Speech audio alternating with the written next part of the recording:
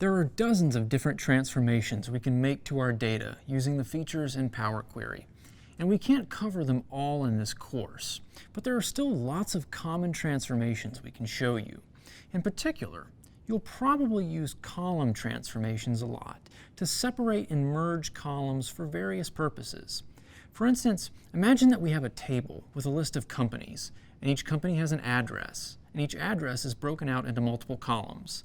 We have a column for the street, one for the city, state, postal code, and country. Now suppose that we need to combine all those distinct fields together into one field to build each company's complete address so we can plot all of them together in a map visual in Power BI. That's an example of a common reason to want to combine columns together. In this video, we're going to have our first encounter with some dirty data that could potentially mess up our data model. To clean up the data and make it usable in Power BI, we're going to need to use some column transformations to deconstruct this data and then rebuild it so it's cleaned up. To illustrate this, we're going to dip our toes into the world of sports analytics and use some basketball shot data from Davidson's own Stephen Curry, the 3-time NBA champion and 2-time NBA Most Valuable Player, known for his phenomenal three-point shooting. This data comes to us via Data.World and the Carolina Data Challenge, an annual event at the University of North Carolina aimed at promoting interest in analytics and data science. Let's start in a brand new report in Power BI Desktop. As always, let's start by clicking our Get Data button and then select Text CSV. Our first data set is the shot data itself, contained in your exercise files under Exercise 2 with the name curryshots.csv.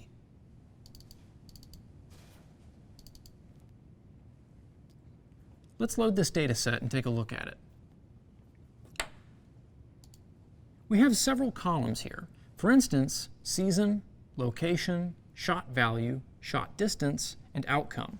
These are all important, but we don't need these first two columns that identify the player as Steph Curry, because we already know he's the only player in this data set. Let's remove those first two columns, as well as the game clock column. Also, notice the full name of our outcome column is outcome 1 if made, 0 otherwise. That's very informative because it tells us how to translate the data in the column, but it's a bit long and awkward for a column header, so let's rename it to just outcome.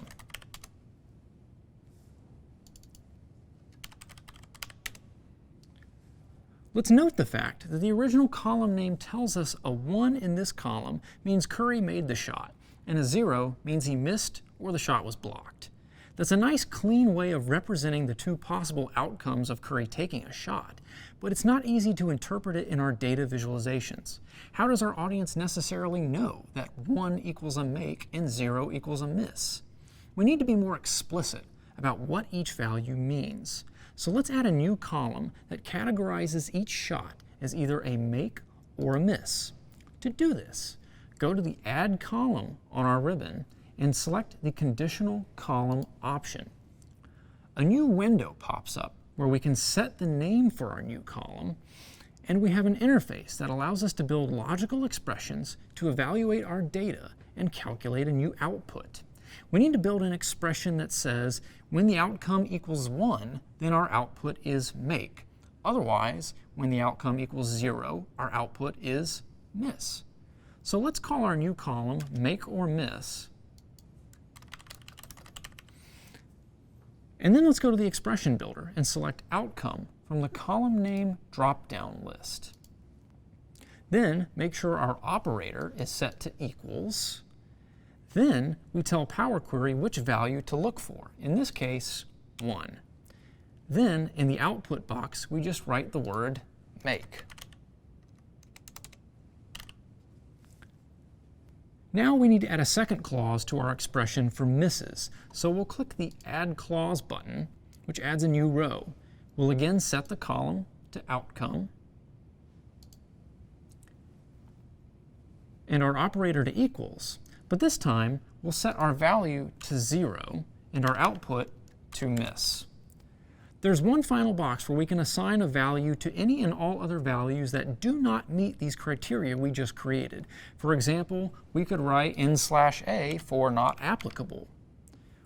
But I'm just going to leave it blank and click OK. And now you can see we have our new column, which we're going to drag and drop next to outcome so we can compare them side by side. You can see then how the conditional column transformation allows us to evaluate the data in one or more columns and use that information to generate a new column to enhance our data set. Finally, let's look at this date column. Notice how it's not formatted as a date, but is really just a series of numbers. We can probably figure out what dates these are just by looking at them, but Power Query does not recognize these as dates. If you look at the little icon to the left of the column name, it shows a 1, 2, 3 icon, which means Power Query thinks the column is just a bunch of numbers. To confirm this, we can right-click on the column header to expose our column options, and then go down to Change Type, which will show us the list of possible data types in our data model. As you can see, whole number is currently selected, but we have options for many different data types, including dates, times, and durations. If we load this column into Power BI Desktop without changing it from a whole number data type, Power BI is just going to try to sum them instead of treating them as dates. Let's see if we can make this work by just switching the type to date. And that didn't go so well, did it? It seems to think Steph Curry will still be alive and winning championships in the year 2181. Let's go to our data model recipe and use the red X on our changed type step to undo what we just did and go back to the whole numbers. The reason we got these weird dates in this column is because they're whole numbers. In Microsoft Excel workbooks, dates are stored as sequential serial numbers. If you type in the date January 1st, 1900 into an Excel spreadsheet, then reformat it as a number, Excel will give you the number 1. If we type the date January 1st, 2020 into that same spreadsheet and format it as a number, Excel will give us the number 43,831. Each date from the first day of the year 1900 has its own number assigned to it, and each subsequent date iterates up by 1. Excel works this way because it makes it easier to run calculations across dates. This matters because when we take these whole numbers in our original data set and tell Power Query to convert them into dates, Power Query seems to think we're giving it Excel serial numbers for dates, and the results it's giving us are way off. Furthermore, if we scroll down through the data, we see that some numbers are 5 digits instead of 6 digits. Looking closely, we can see that the data is sorted chronologically, and at row 315 of our data set, the numbers suddenly go from 6 digits to 5 digits.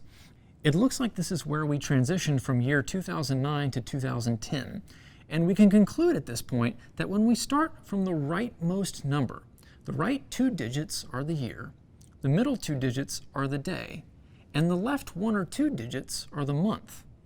We can confirm this is true by going into our search engine and searching for Golden State Warriors January 2, 2010. We get search results that tell us Steph Curry and the Golden State Warriors played the Portland Trail Blazers on that date.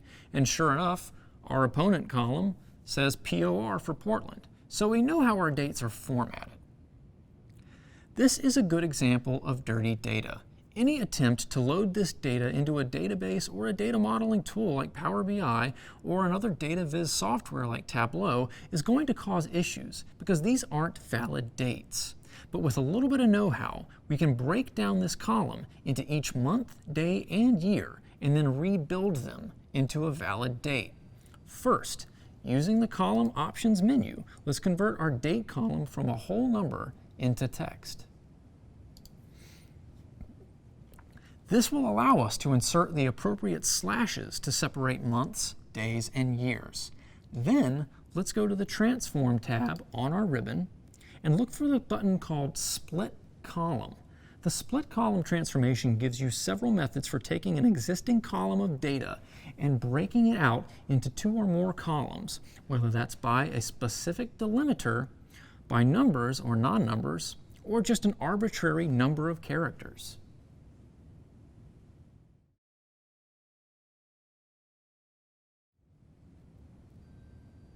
For this, we need to choose by number of characters.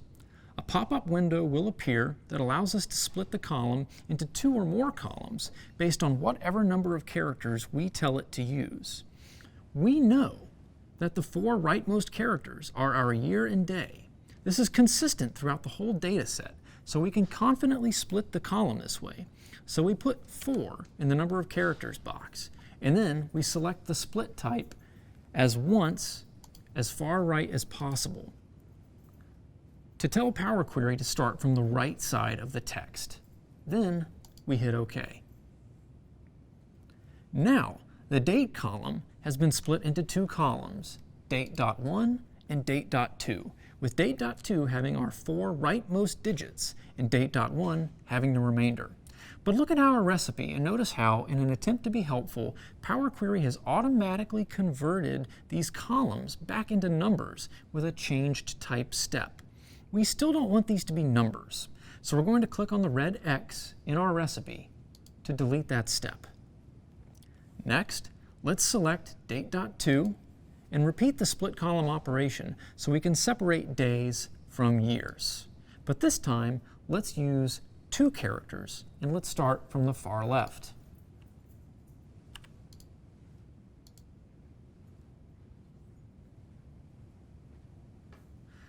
Click OK and watch as date.2 gets split into 2 columns, date.2.1 containing our day of the month and date.2.2 containing our 2-digit year. Also notice how, once again, Power Query is trying to be helpful by automatically converting these new columns into numbers with another changed type step in our recipe. We still don't want these as numbers, so we click the red X to delete that step one last time. We're almost there. The next thing we need to do is merge these columns back together, but we need to separate each column with a /, so we keep our months, days, and years from running together like they were before. To do this, we're going to select these 3 columns by shift-clicking all 3 of them in order from left to right, months, days, and years. Then we're going to right-click on one of the column headers and select the Merge Columns option.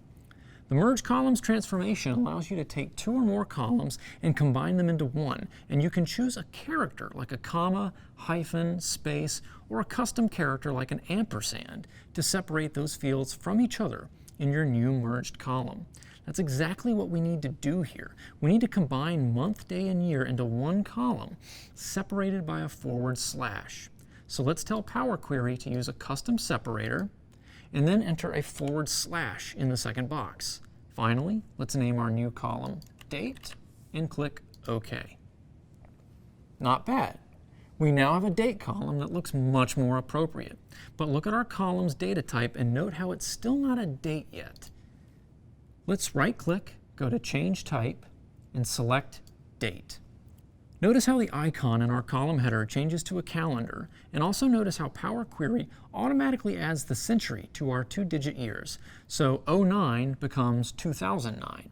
Now we've got perfectly valid dates to work with.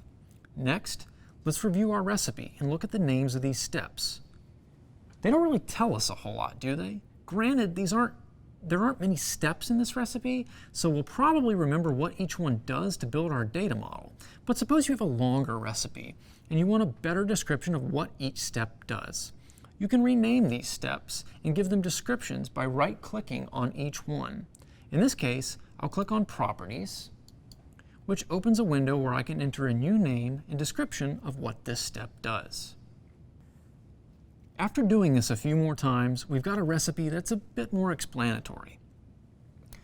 Note how it took us 5 additional steps in our recipe to do all that data wrangling. There are other more straightforward ways to do what we did, but they all involve writing relatively complex formulas in the M query language. If you work with Power Query enough and start to get really good at writing formulas in M, you could craft a formula that condenses all 5 of those operations we did into one. However, since this is a beginner's course, we don't cover that more advanced method. In this video, we imported our shot data for Stephen Curry, cleaned it up, and introduced you to data types, as well as the split column, merge column, and conditional column transformations. We also went a little deeper on how to work with dates in your data model, and some of the things you may need to do to get your dates into a proper format for Power BI. Working with dates in Power Query, or in data modeling in general, can be a tricky exercise, primarily because there are so many different ways of storing and interpreting dates, whether that's serial numbers in Excel or 2-digit years, or if you're outside North America, maybe you typically put the day of the month before the month itself, like 26 January instead of January 26. All this variation can make formatting dates correctly for Power BI a difficult process. Fortunately, as we've shown here, Power Query gives us all the tools we need to deconstruct and rebuild dirty data into something that is much cleaner. In the next video, we'll keep going with Curry's basketball data and show you how you can combine multiple data sets together.